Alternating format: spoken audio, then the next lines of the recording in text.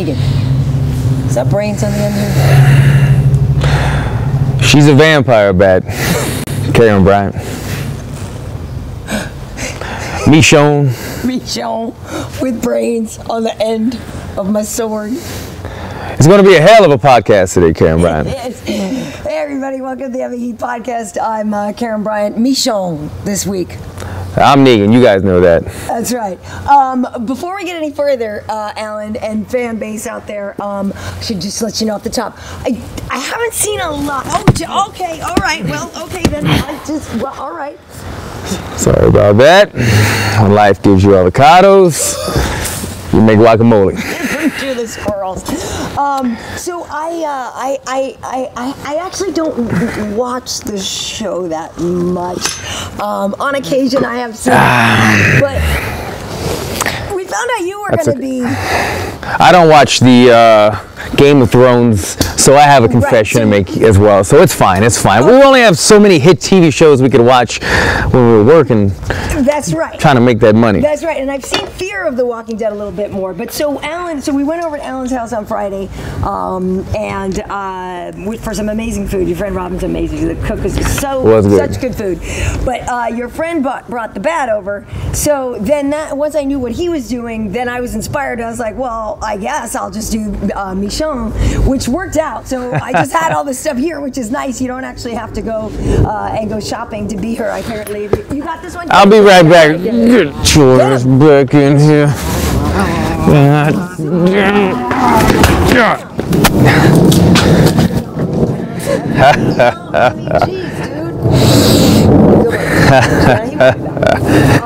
Yeah, so once you figured that out, then I was like, all right, I got next. All right, cool. So we want to talk about UFC Sao Paulo and upcoming UFC 217. Was there anything else? Did anything? Was a guy named Colby Covington on that card. Colby Covington. Yeah, get right into it. So what's your take on this? Obviously, we know he beat Demian, and then he went on the tirade, said all this stuff about being filthy animals and all this stuff. My Brazilian people. Yeah, I know. Then doubles down and does the tweet apologizing. Kind of treads, right. A little bit of a backhanded. I guess would you call that a backhanded apology? Well, it wasn't really, because he said he was apologizing to the filthy animals that he compared to Brazilians. Okay, so it wasn't an apology. Doubling down. Okay, he doubled down. You're right. But you know, there's a lot to talk to on the whole issue. But you are the martial artist, Alan. You are the one who's supposed to be into honor and respect and all of that. What do you, the martial artist, make of what he did? Not making a decision is a big decision. I had to get that one out. Okay. You know, it wasn't very martial artist-like, especially when we're talking about true martial artists having a guy like Machida on the card. Right. I'm seeing after the fight that not only did a lot of the Brazilian fans and some of the fighters and coaches want to have words with Colby Covington, Machida himself, I just saw in a tweet that Machida said he was going to F him up. Really? I think that was actually before Machida was about to walk out. They probably, when Machida was behind the curtain, he was on deck about to go out. Colby Covington came out and Machida had some words and somebody to get between them. So that happened before Machida made his walk, which we know what happened. We're going to get into in a little bit. But yeah, you know, it saddens me a little bit that this day and age, it's all about becoming the heel or the good guy or selling a fight more so than the martial arts code or just being the best pound for pound thing. But with that said, I'm not going to backtrack on my words. I didn't like what he did at all. We're going to get into this more, but you look at what he just did. He made himself the #1 heel on my eyes in all of the UFC. He's the new Chael Sonnen, and it only makes people want to hate him and watch him fight. They want to see him get beat, and it's only going to help project him in the ratings and stuff. So it's good for him getting the big fight, but it's not good for his longevity, his career. I don't think people are going to start hating him too much. It's a tough one. It's a tough one to balance. It is a tough one. So a couple things. Meanwhile, I'm laughing, I guess. When you're out here in the Walking Dead, I was just looking at our improvised chair table. Where's your water at? Yeah, Michonne? Actually, because it's so giant, then I felt like it was blocking you. So, I thought you might have had a canteen or something. Yeah, but And when actually, I want to ask your opinion on the actual fight anyway too. But yeah, the part afterwards. So there's levels to what I didn't like about it. I just straight up don't like that amount of disrespect. I don't think it's cool, especially when it's directed at somebody as classy as Demian Maia. I don't really care who's on the receiving end of it, but especially so when it's a guy like Demian Maia, who is the literal embodiment of martial artist. When you are that disrespectful after beating him, that just added extra like ew. And what I don't like about it is that it's so calculated. So what's funny to me is over the weekend, you know, people are trying to mansplain to me that this has been done before and that H.E.A.T did it. Now, mind you, mansplainers who obviously must be new to the game, I worked with H.E.A.T's son every week for a couple of years. Yeah, like, I know it's been done before. I know Colby isn't the first one to do it. People have said, "Oh, well, you were fine. You know, how come it's okay when Conor does it and H.E.A.T does it, but it's not okay when Colby does it?" It wasn't okay. I never thought it was okay. So I took to Twitter to really sort of share my thoughts on that. I think it's because it's so calculated, and I know it's going to work. Like, I looked at his Twitter followers on Friday or something, right? And he had like 8,000 followers. So now Colby is up to 10,000. So it's working for him. I guess I'm bothered by the complete transparency of the calculation of the rudeness. I'm offended. I'm not offended. That's not even the right word. I'm just like, ew, by the actual things that he said. Yeah. And then I'm disappointed by the fact that it works. Yeah. If you hear what I'm saying. I get it. And you know, the thing that is so disrespectful about it is because, like you're saying, when you're talking about people, you're pretty much talking about a race. And so then you're falling into the racism category, which is nothing to play with this time. No. So it was very offensive, and he's in Brazil. There's a bunch of Brazilian fighters on his card. He's probably got Brazilian coaches in his corner. ATT is 95% Brazilian. It wasn't a great move. Again, I'll say this though.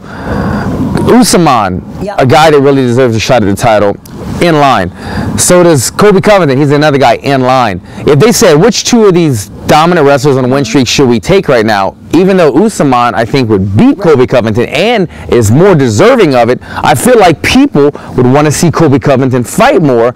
It would get him his shot in line, and that's what he's doing. He's just trying to make him, I don't think people love his fighting style or love him, so he says, you know what, F it. I'm going to put that all out the window, and I'm just going to be the heel, and if that's going to elevate me, then that's what he'll use. Agreed, and that's exactly the whole thing, is he's a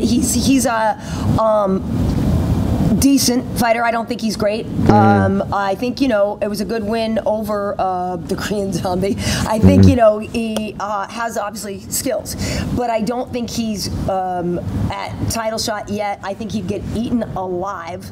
And so to me, it's also the question of being smart about your career. You don't necessarily want to fast track your way up to a title shot when, based on what we saw in your performance, I and many others don't believe you're ready yet. Like, I would rather, yes, build the fan base, build my skill set, get to the top and get to fight when I felt like I was actually ready, right? Because if you get there too fast, we know how hard it is to get another shot.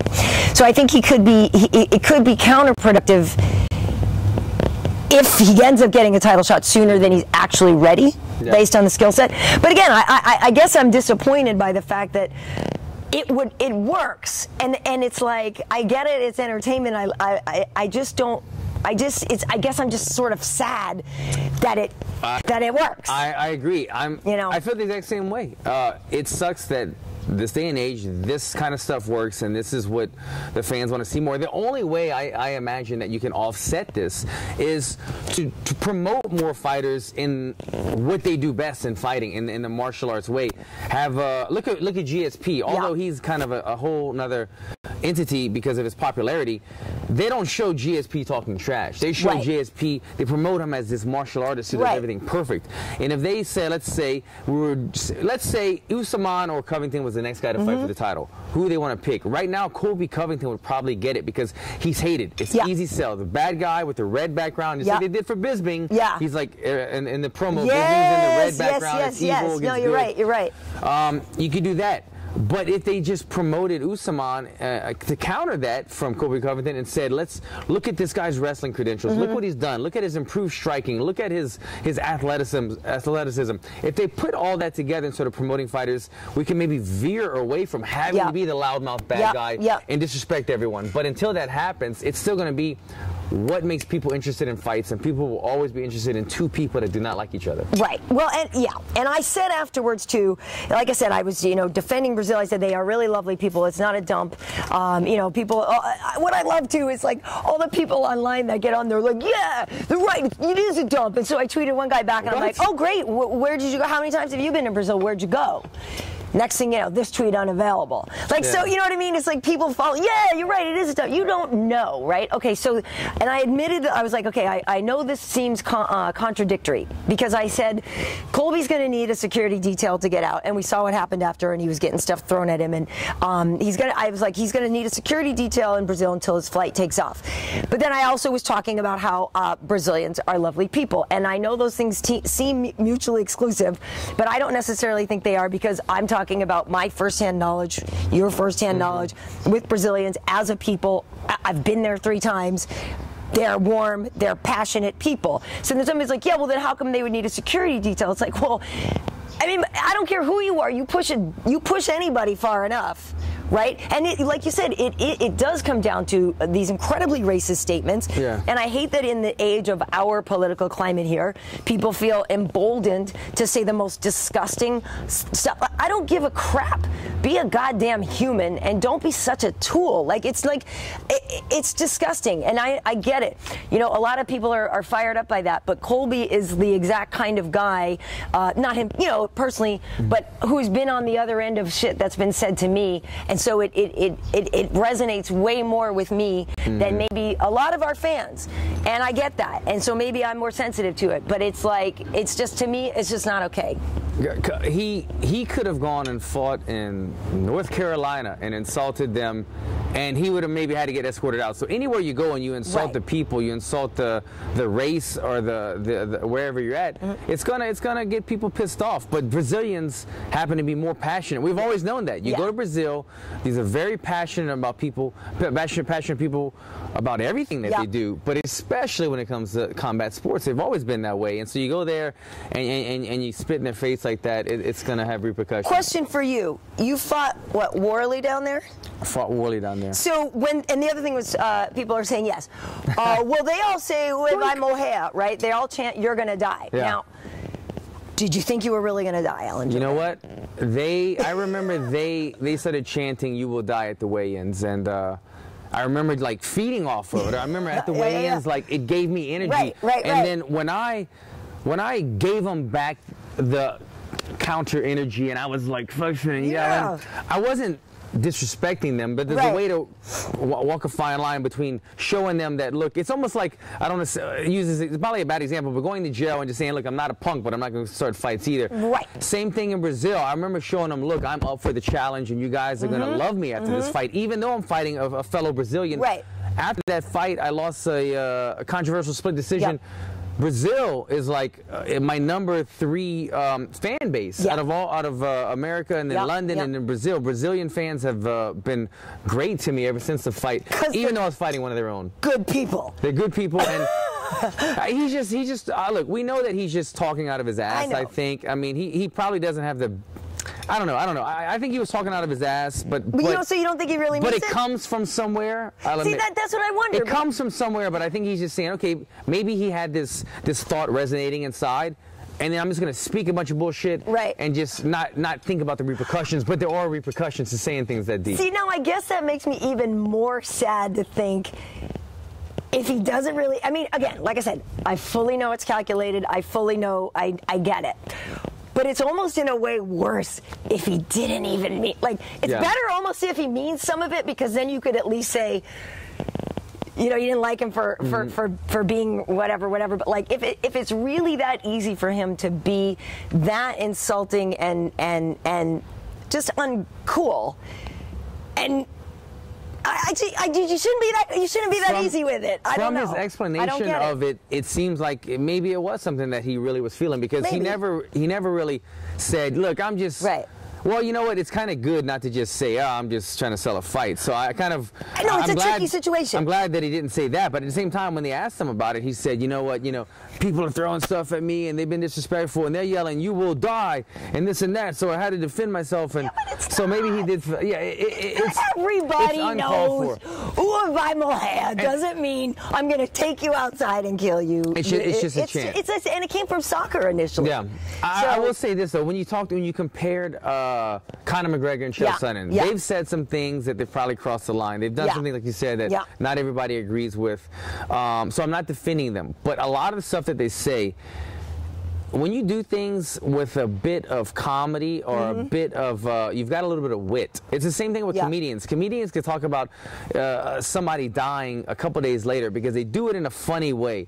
In a way, it's still sometimes too soon, they say. Right, you know, totally, too soon. Totally a lot of comedians cross the line. But if you do it in a comedic way, sometimes you can get by with it. Cody doesn't.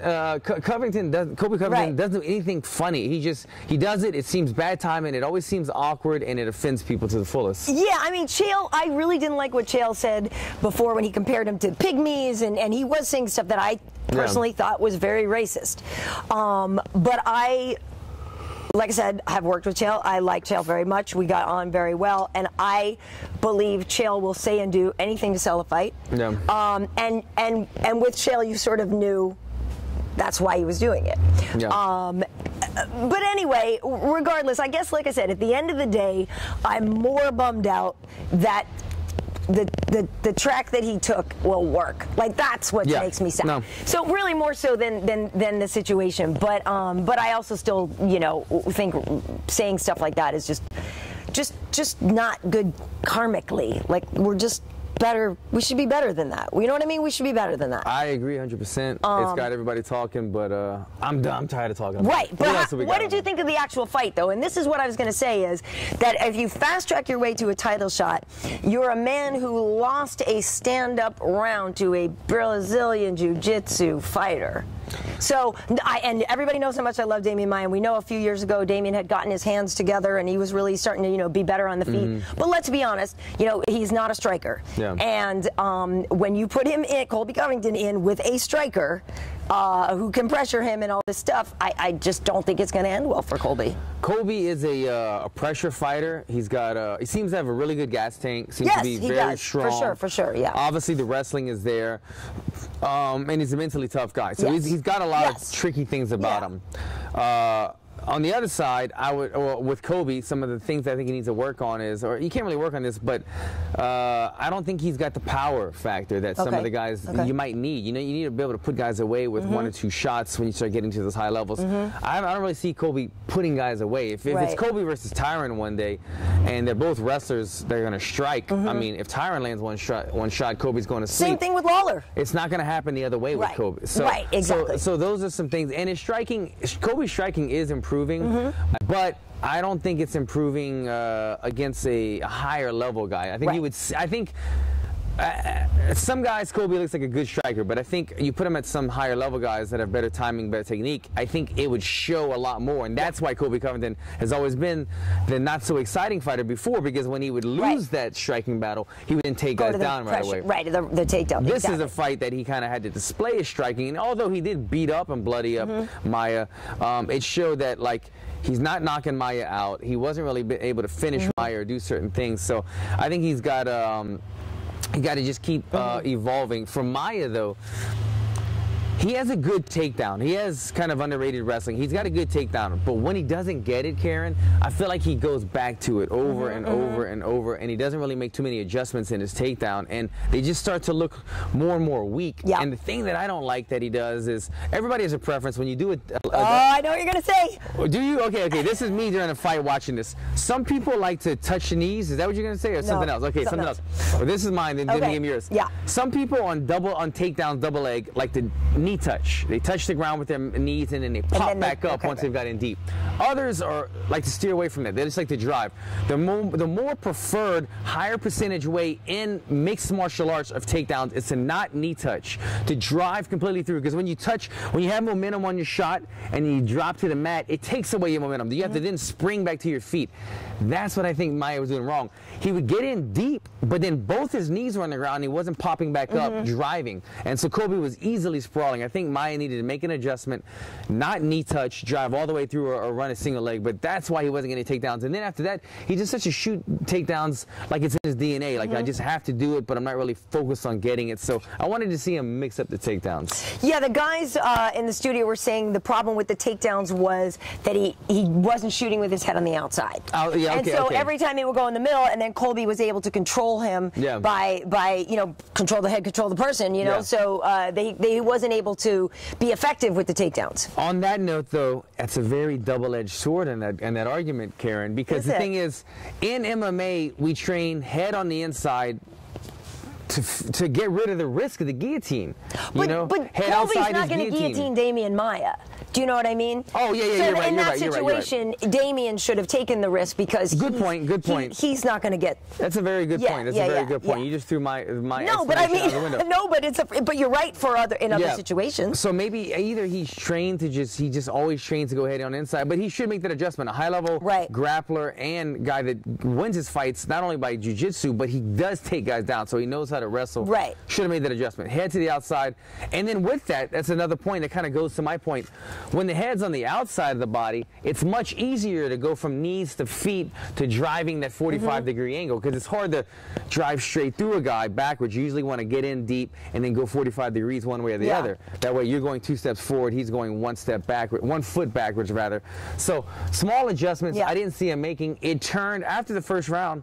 It seemed like it was turning into the Tyron Woodley fight again. Yeah, well, and again, the last thing I want to say about this is I think, and I didn't talk to you know, Demian before the fight, but you know, the way he fought that fight, I wonder if it was a reaction to how people were mad at the Woodley fight, said it was boring, so he maybe went like a 180 alternate and fought on the feet when he should have kind of tried the middle of the road, you know what I mean? More jiu-jitsu, but more striking. I mean, granted, obviously, this is all easier said than done. Why didn't you just take him down? Why didn't you just this? Why didn't you just that? So obviously, you have to pay the compliment to Colby in being elusive. Do you know what I mean? I'm not saying that you know, it was just Demian just didn't do the right thing. Obviously, Colby was making it hard for him to do that. But I do think maybe just their strategy wasn't great, like relying on the stand-up too much. And also, his lead leg was getting kicked out. You know, Demian, a lot of kicks. Yeah. So, I mean, you know, it was a good performance for Colby. I wasn't like blown away. It was good, but what he said after sort of soured me on it. So I didn't want to. I hate to interrupt you, Michonne. You got a single coming in at 1 o'clock if you want to take care of that one. You good over there? Yeah, I got it. Get out! Damn walkers. Cool. Can't enjoy a damn podcast. Here we go. Well, I'm the BJ Penn of zombie killing now, right? Man, gonna lick that. Michonne. Yeah, you know. So I will say this. Yes, good luck to Colby in the future as he climbs the ranks. But I feel like he should pace himself and not get there too fast before his skill set is ready. I think so too. And let me add this, just so you guys know that this isn't a bash Colby Covington show. No, not at all. We just call it like we see it. If we both feel like that was an offensive thing that we didn't like, I didn't care for it. We call it how we see it. To go back to the more technical parts of the fight, I will add this. I will applaud Colby Covington for the fight part of it. That he showed that, you know what? A lot of people say when they bring up Demian Maia, Tyron Woodley, Tyron was fighting a specialist. You have to walk a fine line. You can't commit. Right. Colby went in there and made it a bloodbath. You know, like they were punching each other. They were in the combos. He was sprawling like Tyron, but he was being a lot more offensive. I know you could probably say Tyron had a hurt shoulder, but you know what? If every fight we went to, we knew, look, I had a broken toe or this or that, then you could always make an excuse. At the end of the day, Tyron it showed, I think it showed, and this isn't bashing Tyron, it's just saying, it showed that Tyron did, in fact, play that fight a little too overcautious, which cost him the GSP fight. Colby went in there, made it a little bit more of an entertaining fight, probably put himself a little bit more at risk, but maybe it was a blueprint. Before you speak, Karyn Bryant, maybe Tyron gave Colby a bit of a blueprint that, like, if you could sprawl on him a couple times, then you could punch him, because after that his shots, Demian Maia's shots become less effective and you could beat him up. But I think Colby did that. I think Colby showed that, you know what, Demian's a specialist, but you can still get in there and trade with him. But I think it was Demian strategically fought Tyron and Colby differently. A little different. Do you know what I mean? So it's like, you know, we don't really know. I would like to see Demian fight Colby the way Demian fought Tyron, and only go for to try to get him down and not waste time on the feet. You know what I mean? Well, was it Colby Covington that made Demian Maia in fact fight that way? Maybe. Well, yeah. I mean, yeah. I tell you what, though, you touched on those low kicks. I guarantee you, Demian Maia's limping. Those we've been seeing it so more in MMA, and I think this is almost a little bit of MMA evolving again, striking evolving again. That the quadricep, the muscle, the big muscle, that was always the target. You hit the muscle fails, you have trouble stepping. But the smaller muscle and outside of the shin has been proven more and more so in the last 2 years, more so in the last year, but 2 years have been seen as well, where you hit that outside shin and guys are just stumbling over themselves, and the muscle kind of goes into a ball. Those first couple of, he landed 3 or 4 or 5 of them on Demian Maia, the outside of the leg, and I was thinking, man, Damian's not going to have any shot if he, you know, you need a better check one, or his shot's going to have no power on it. Exactly. It's also, it's like, that's when you wish you knew how to switch stances. Yeah. But yeah, so I don't think Demian necessarily needs to retire. I still think he beats a lot of people. But yeah, that's, you know, obviously an amazing win for Colby to get that, to get the number 3 guy out on his record. That's a big deal. That's a real big deal. So we'll see where he goes from there. After those two fought, obviously, Lyoto Machida and Derek Brunson fought. Derek Brunson got an incredible knockout in the very first round, and actually he tweeted earlier that, like, this was the first time he got a fight bonus. Oh, he's had 7, bonus? Yeah, said he had 7 first-round knockouts, and this is the first time he got a fight bonus. Holy crap! So money for you, Mr. Brunson. Congratulations to you. To him. He's a good dude. You know, it's funny because this one, it's no secret, you know, that we're all of us Machida fans, and I really was hoping to see him come back in really, really good form, and I thought he was looking good. I didn't think things were going badly for him until they went really badly. So that was tough. I don't know if it was, you know, ring rust or whatever, or it was just Brunson's got that power. You know, lefty situation different, right? Because some of the things that you're used to being able to do, you couldn't do, or maybe it opened up a whole other thing that you could do now. Yeah. But I mean, it's such an amazing win for Derek, who I feel like, you know, sort of more quietly has put together these wins in the UFC. And we know that, you know, the Anderson one, people were dicey about. He knows strategically he made a mistake against Whitaker, but Brunson's a guy who you just have to respect. I mean, he's just been putting it together and getting better and better and better and smarter and fight IQ and everything. Like, the dude looked great. So as sad as I was to see Lyoto lose, it didn't mean I was rooting against Derek, if that makes any sense. I'm on the same page as you, Karyn. Obviously, Lyoto, not only do I train with him, or I used to train with him a lot more, but we've trained together dozens of times. I've always looked up to him. He's a guy that before I got in the UFC, I used to study a lot of his film, obviously, and so I'm always rooting for Lyoto Machida. Derek Brunson, if he's going to lose to a guy, I love it that it was a guy like Derek Brunson who stayed classy, go the other route that he could have gone, and you know, he's kind of a guy, not to go back to the Colby Covington situation, but it's kind of right there. You know, he's in like the top 7 or 8 or whatever, kind of like, you know, he could be yelling and trying to find a way to the title shot, but he's just doing what he's got to do in the cage, being respectful after. I love it. I think that Machida had success early. He was kind of doing that fade away, let him come in, and then I countered with 1-2 blitz. And he had success. He landed the same combo, that 1-2 fade away snap, step on the left leg, plant on the left foot, throw the left hand, and he landed it 2 or 3 times. And I feel like Brunson made an adjustment. Brunson got hit with the same punch. It never hurt him. Yeah. He ate Machida's power, and you could see him kind of go, nothing. And I think that gave him confidence. Okay, this is Machida's strategy to counter blitz. It's not hurting me. I just need to make an adjustment. And now, by the 3rd or 4th time, he threw that left hook or right, whatever punch it was, that left hand.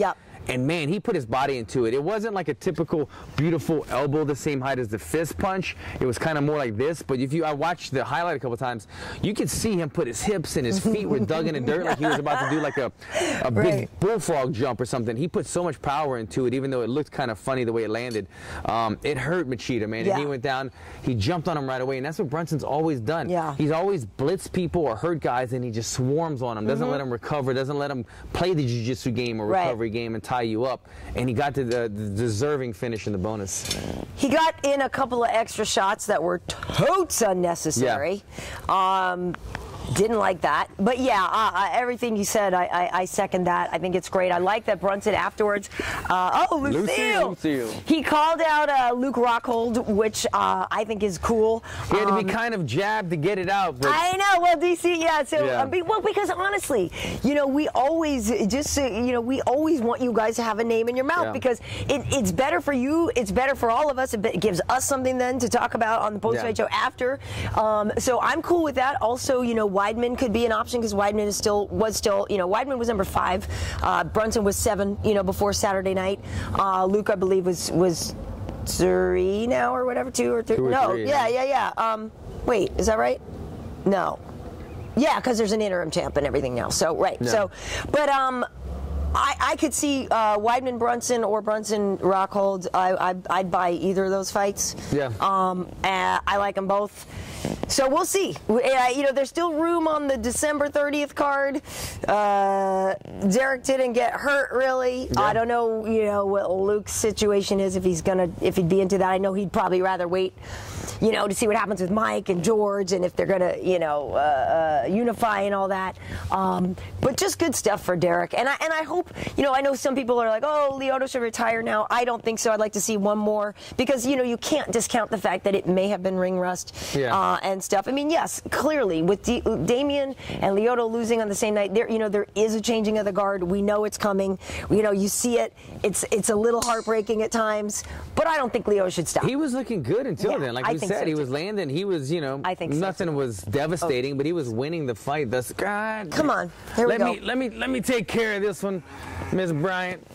Let me get this one. Come on, get. I'll be right back, guys. Jesus. It's like you kill them and they keep coming back. Jesus. Are there any more back there? I was checking. Jeez. Got that one in the head, though. Nice. Good job. Thank you for that. These guys are bumming me out. He lost a shoe even. One day. He lost a shoe. One day we're going to get rid of all these damn zombies. Damn. They're filthy animals, these zombies. These are filthy animals. Take that damn shoe. Yeah, so there's that. Man, you know what you did? You mentioned, it brought it up, it reminded me of when I was watching the fights. You mentioned some of the fights went a little longer than they should have, you know? And it made me think, God, I don't know why I'm talking about my last fight, but Nico Price was on the card. Nico Price was handed his first loss against Vicente. There you go. I knew you would know it. Vicente Luque. Vicente looked great. Phenomenal. Yeah, he did. 10 days notice, or no, 7 days notice, I think. Short notice, took out the undefeated Nico Price. I thought that was a fight. I think that one, and there was a couple others that I was watching and thinking, shit, if they'd have given me a chance to recover like these guys, then Nico Price might have went way Max different. Griffin. Hello. The Max, that's the one. Hello. The you Max, want to talk about Walking Dead? That was a nutty fight. Did these guys get a bonus? No, yeah, they got fight of the night. I think they got fight of the night. Deserving. The Max Griffin and the Pedro Munoz fight was exciting too. I'm pretty sure. It was, they got the fight of the night. But I. Saying like the dude was legit Walking Dead. I'm watching these fights thinking, holy shit, they stopped my fight after one drop. These guys are getting dropped and beaten and this and that, and I'm like, even though a lot of the fights that went too long, I don't think the guys might have came back and it was possible they could have had a comeback, but I don't think it would have changed the outcome. Right. But still, they were given the opportunity. Well, Max Griffin made it to the bell. He made it to the bell, and he got a $50,000 bonus. So what I'm saying is, I'm not going to hold back anymore. Me and Nico Price fought. He got me. I messed up. I got dropped. Knowing me, I probably would have recovered. He missed 3 shots, and then they stopped. He was going for a rear naked choke. I probably would have defended, got up, dropped him a couple times. Even if I'd have lost that fight, that might have been 50 G's that he called me. It could have been a fight of the night, just like the Max Griffin fight. I wasn't granted that, so it pissed me off. But watching the fights, I was thinking, when a lot of people were getting hurt, I was thinking, that's where he stopped my fight. Yep. And then it kept going and going on, and it would make me frustrated. I'm like, God, these guys are having the opportunity to dig themselves out of a hole that I wasn't granted. But then watching the fights even more, I'm like, okay, now these fights should be stopped because now these guys are taking unnecessary damage. And so the refs, it's crazy how the refereeing is so different depending on where you're at. You know, it just kind of like flows with whatever territory you're in. Yeah, it's not cool. But this weekend, the fights will be in New York City. UFC 217. There's some new rules in New York City, isn't there? Yeah, they had adopted them, and then it's weird though. It'll be interesting to see what they do because that was the whole situation with Gegard and Weidman before. Was the whole thing about the rules? Which ones are they using? Yeah. And we review it. Yada yada yada yada yada. So it'll be interesting to see what happens at this one because they've had a couple of fights there. They've had Brooklyn, and that was what was that? It was Albany. They've been to Syracuse and stuff. I know what it was. Instant replay. Right. Instant replay. I think they're going to do, 2018, I believe, though. Right. So it'll be interesting to see what they, if they're going to use the new rules in New York. But there's 3 title fights: Joanna versus Rose, TJ versus Cody, and obviously Michael versus GSP. Obviously, I'm wicked excited about the girl fight because those are probably my 2 favorites in the division. If I'm being like, I mean, I don't know, that's hard. Favorites maybe not the right word to say, but like Joanna, as we know, is my spirit animal. You know what I mean? Like whenever I'm out playing tennis or whatever, like I'm like, I channel like my inner Joanna. But Rose is a woman I've known since she was, for not even in the UFC. She's just such a good, cool person who has overcome a lot, who I've really just seen mature and grow, and I'm so excited for her to have this chance. She could pull it off. She's squirrely as hell. You know what I mean? So that's your fight to watch. She could get it. Yeah, I mean, listen. I mean, your favorite to watch. It's a real uphill battle to beat Joanna. We know this. We know this, but Rose is squirrely, and I don't think she's going to give up. Joanna had said she doesn't have the mental stability to be a champion and stuff like that. Fighting words. I know. I'm very, very, very much looking forward to that fight. I know people think TJ and Cody's going to be like the fight of the night one. And the Michael George thing, it's hard for me to watch guys that, my friends, people that I work with. So the Michael George one is probably going to just stress me out too much. Why didn't you just say George Michael? George Michael, I know. Gotta have faith. That could be George Michael on the poster. Damn. George Michael, or there's you don't want it to be I Want Your Sex. Yeah, I want. You don't want father figure guy starts to get a little strange too in those. I'm gonna jean jacket. That's who Mike Perry kind of always reminded me of George Michael in a weird way. Yeah, like the Come beard. Come on, don't say that. What? Like if George Michael got drunk and got some bad tattoos or something, I don't see it. He's got something there that's George Michael-ish with the beard or something. I insulted the hardcore. You did. I like George Michael very much. I'd seen him actually play at Madison Square Garden once years ago. There's a great documentary on George Michael on Showtime or something. And anybody who's seen the movie Keanu can relate to the George Michael. That is great. He had all those guys. Oh, totally, man, totally. He was like, George Michael's the gangster. Wow. I forgot what I was which fight are you looking more? There's 3 title fights. It's the one you mentioned, man. I mean, TJ Dillashaw. That fight just has. Even if these guys were best friends, it's just going to be such a good matchup stylistically. But then with the heated rivalry, I want to watch that one, and I feel the same way with George and the George Michael fight. You just got to have faith that it's going to be a good fight, and nobody's going to get in. I want guys to come in, both guys to come in and look healthy and everything. Well, you've been working with Michael though, so what have you seen? Because I think Michael is in incredible shape. The guy looks amazing. We actually the other day, as a reminder, MMA Heat, we had a media lunch with TJ and Michael, so that's already up, and you can catch up on it. But Michael was talking about, he's having the time time of his life right now. Having fun, feeling great. You know, Michael is an underrated, I don't want to say underrated, it's always underappreciated to me. And we've talked about this before. I think it's because Michael is not awesome at one specific thing. In one area. Exactly. So people forget just how all-around awesome he is, and his output is incredible. His cardio, he's not going to stop. You know, I think there's a lot of advantages he has over George in this situation. He's not a specialist in one specific area, except for his IQ and his veteranship. He's been there so many times.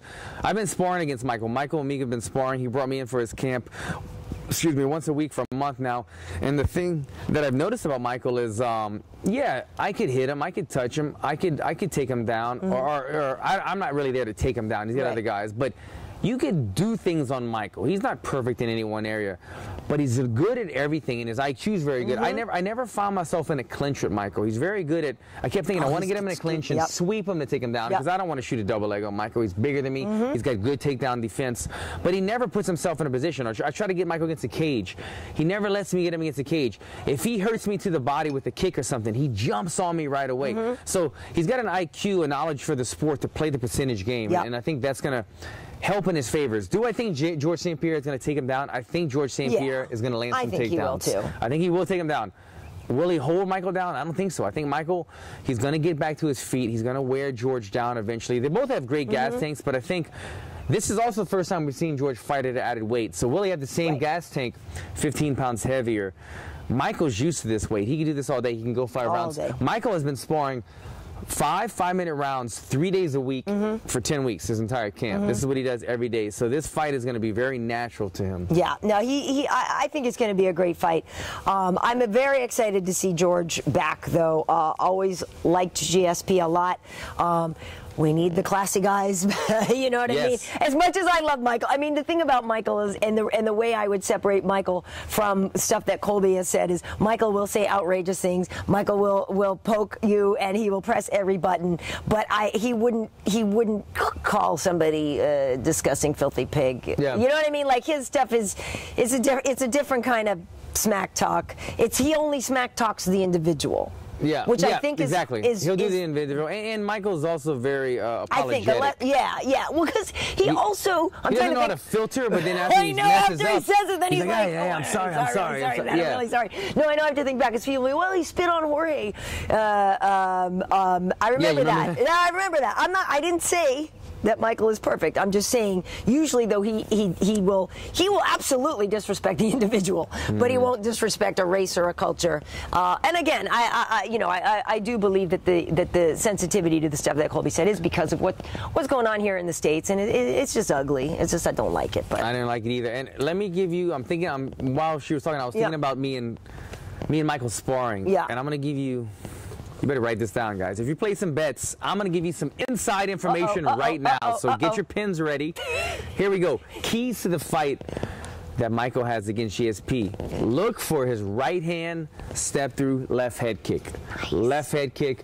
He's landed this beautifully. He landed on me a couple times, even around my glove. That's what he does really well. Even though my hands are always up, he's got a way of finding the angle where it wraps around your glove and hits you in the back of the head. I could see them, if he was landing that with 16 ounces gloves on with me, I could see him definitely landing that on GSP, who's shorter than myself, and with the 4-ounce gloves on. So his left head kick, you would call it a switch kick, but he doesn't really switch it. He just steps through, changes stances. Left head kick, I can see that landing on George. And he also does a nice blitz where he'll go 1-2, and on the 2, he'll cup the back of the head to dig the liver shot. He's pretty much throwing a 1-2 and hitting the liver, and he does it well. He does it against everybody. When I spar him, he lands on me, and then when I watch him spar, he lands it on everybody. This is probably something that GSP and his team have already studied, saw in his tape. This isn't some type of breaking news as I was making it. But it's something that he does well, even if you know it's coming, and I can see him landing it on George.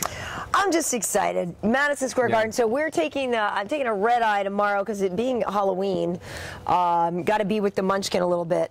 But taking a red eye, so we will have UFC tonight from New York, and we are going to have Joanna and Cody and TJ and Michael and George. I don't know if Rose is coming too. I'm not sure if she's scheduled to do it, but I'll be doing the TJ. Oh, you got some avocado in Lucille.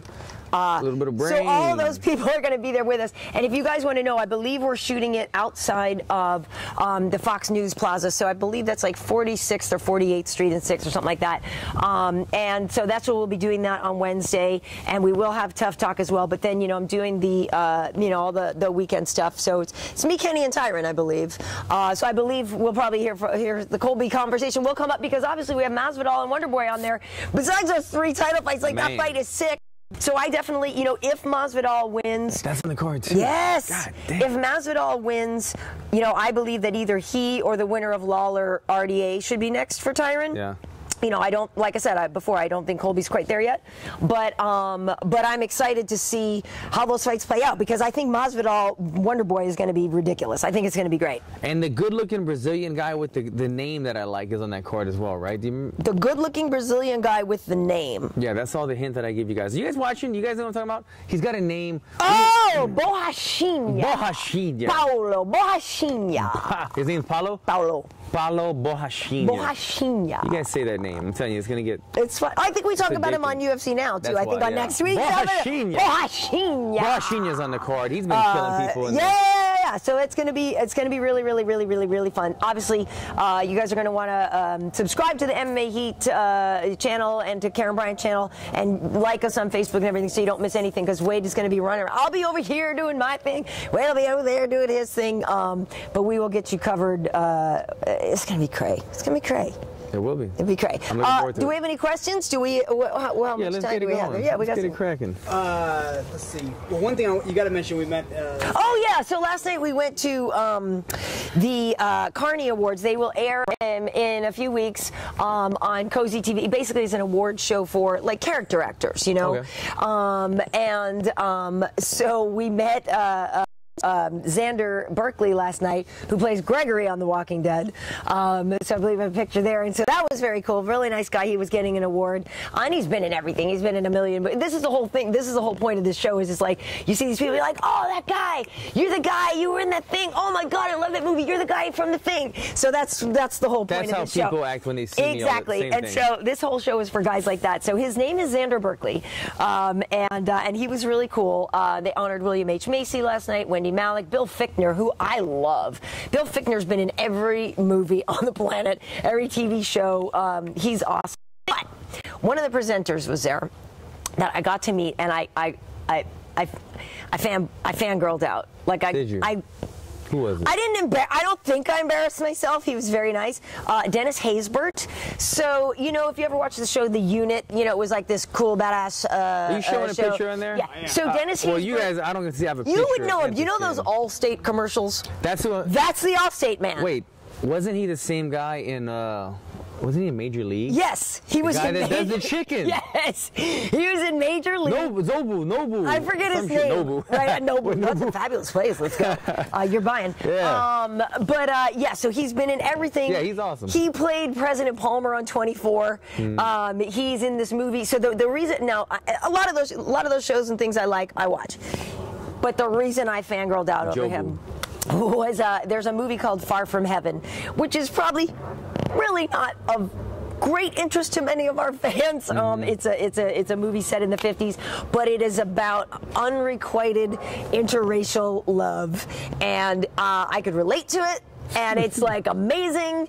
And I know that sounds heavy or whatever. It is a kind of a heavy movie. This was me to him last night. I was just like, it's amazing. That was Karyn's first Netflix and chill. No, it was not. Yeah. No, it wasn't. Yeah. I do that every night. But no, he's such a great actor, like such a great actor. But so I put a picture on my Instagram and I said, yeah, while Kiefer stepped away, I had a moment with President Palmer, you know. But he was such a nice man, and that voice. Yeah. He opens his mouth, you're like, oh my God, it's the coolest how voice. I would, if I didn't recognize him, you recognize such a cool guy, right such a cool guy. But yeah, so that was me geeking out. I geeked out. It was funny. It's all good. We all do that. We do every now and then. Well, since you told your story last night, I went to the Hollywood Bowl for the first time in my life. I've been in LA for 12 years, and everybody tells me about how amazing the Hollywood Bowl is. And I drive by. It's amazing. And I never went, and I didn't even know all that existed on the other side of that wall or whatever. I mean, it's like Universal Studios. If you've ever been to Universal Studios, there's like the lower lot, the upper lot. Right. It's a whole little world within there, and they must make so much damn money over they there. do. What'd you see? Who'd you see? I went and saw Zach Brown Band, baby. That's my country roots coming out. The Zach Brown Band. How were they? He's kick-ass, man. He's awesome. I mean, it's a Zach Brown Band. He's a country singer, and I love country as well. But he also covered, like, man, which all did he covered some Queen. He covered some Coldplay, I think. He covered all kinds of great stuff. So it was a great night. I think I'm going to try to make the Hollywood Bowl and more than an annual thing. Yeah, well, they sell season passes and stuff. There's always good stuff. I need to find somebody who's connected. Well, yeah. And hook up those season passes. I know. Wade went and saw the Muppet thing there. He took the munchkin. No. I was working. I would have gone in a heartbeat. I love He's like, where's my daughter? Where's my daughter? No, by himself. It was Bro's night out. It was the guy's night out. He got to pick that weekend. It was the Muppets. Me and the guy. I actually love the Muppets. All right, do we have any questions before we have to get out of here? You're making people nervous with the sword. Yeah, she's making me nervous. I'm playing it cool. Someone else is commenting the bat looks real. Let me tell you something, guys. This bat is not fake. Don't look for something to smash. Yeah, like this was the avocado. Yeah. So my friend Jason Ellis. You moving this thing around? Let me show you something. This is this is not a soft avocado, by the way. This thing it's not ripe. It's not ripe. We'll get a little beat down. Oh wait, what does this remind you of, guys? My Walking Dead fans. Does this remind you of anything? Whoa, that's gotta hurt. Its eyes coming out. That has gotta hurt. Woo! Wow. So anyway, as you can see, this thing is a full-on real baseball bat, and then some real barbed wire. And anyway, my buddy Jason Ellis, my good buddy Jason Ellis, I don't know if it's his company or not, Wolf Knives. He's got a bunch of crazy ass weapons all the time. And he had this the other day, and he was nice enough to lend it to me. Quick story, my buddy Eddie Jackson, I think we brought him up earlier. I asked him, I said, hey, can you stop at Jason's house to bring me a bat? He goes, yeah, sure. He drives a motorcycle, my friend Eddie Jackson. He didn't know he was picking this up. So this is at night too. He drives to Jason's house to pick up this. He thought it was a baseball bat for my kid. He had to ride with this on his back.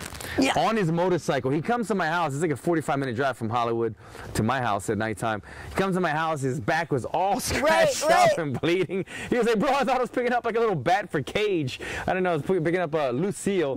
So yeah, he was all messed up, man. This thing is sharp and it's as real as they come. It's really cool. When he walked in with that, I was like, oh no. See, I first thought it was from the Warriors, because there's the gang, the baseball gang in the movie The Warriors. But because as I mentioned, I don't really watch the Warriors. It's universally badass. It is.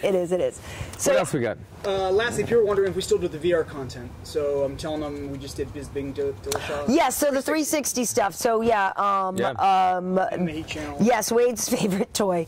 The Tony Ferguson Verdun thing was on there, right? Yes, exactly. So we got the media lunch with TJ and Michael as well there. So as I mentioned before, you should subscribe to the MMA Heat channel on YouTube as well, because you'll see that. And it's only going to be, he's only going to be doing more and more of that. So I'm sure when we're at Madison Square Garden, maybe for the weigh-ins or something like that, we'll be trying to get some cool stuff, or maybe whenever, wherever. Yeah. So it's cool stuff. It's cool. It's a fun toy. And Wade got a new computer. He's all excited. So it's all good. That should keep him quiet. I know, right? I know. Muppets. I'm nice. You can watch your Muppets on your new computer. Nice. Exactly. So there's no more questions? No? Just general people chiming in. So were people on there seemingly pro Cody or no? I mean Colby. People liked what he did? A lot of Colbys. Oh, okay. A couple people, agreeing and making some rude comments. Oh, all right. Okay. But, for the most part, we've got some great fans. Cool. Yeah, for sure we do. Awesome. All right. Well, so on social media, where people asking who George Michael is. Who's George Michael? Go see Keanu. Go see the Keanu movie if you don't know who George Michael is. That's a funny movie. It's a great movie. Key and Peele. Oh, totally. Those guys are hilarious. Alan, we got a comment. I don't even know how to pronounce his name, but they're wondering, does Tony Ferguson think the Earth is flat? Tony Ferguson might think the Earth is like freaking octagon or something. I don't know what Tony Ferguson thinks. I don't believe that he fell into Eddie Bravo's crazy talk. Jeez, he can't get away from it, Eddie Bravo. That's who you're referring to. Yeah, he comes and opens up a gym the other day, 10th Planet Pasadena. Guys, check it out. He goes to the gym openings. All these kids there, first time in a gym. Eddie goes into conspiracy theory, flat Earth talk, and they had the Apollo Theater hook him off the stage, or he's getting a little crazy. Oh no! Eddie loves that stuff. I don't know why he's crazy. Off It's crazy. It's Joe crazy. Rogan's like, dude, you impact people with what you say. Stop talking. Stop talking crazy that stuff. ridiculousness. But he still does it. So I don't know what Tony thinks. So I hadn't heard from Tony. No, he's been quiet. He kind of got quiet after He kind of deserves a break, though. He kind of worked his butt off. He's got that hustle in, so hopefully he's enjoying himself. Yeah. For sure. I think Alan has an appointment at Roscoe's. I think he does, and I think I'm going to Roscoe's, y'all. Good Roscoe's stuff. Fried chicken. So on social media, it's really, really, really good. KB Heat on Instagram, Karyn Bryant on Twitter and on YouTube. Subscribe to the channels. Also subscribe to MMA Heat. Also, Trocasao, Evie and I will be definitely doing some stuff this week, seeing as we have a lot to talk about after the show in Brazil. She's going to be in New York as well. She's already there. So we are going to try to hook up and get a Trocasao this week as well. Maybe we may end up just doing like a live one on our Facebook page or something like that. I'll be interested to hear her thoughts. Yes. Where are you found on social media? Negan and Lucille.com. Nice. Check it out. All right, thanks guys. We'll see you next time. Be safe out there tomorrow night on Halloween. Don't be silly. Don't drink and drive. Look at that.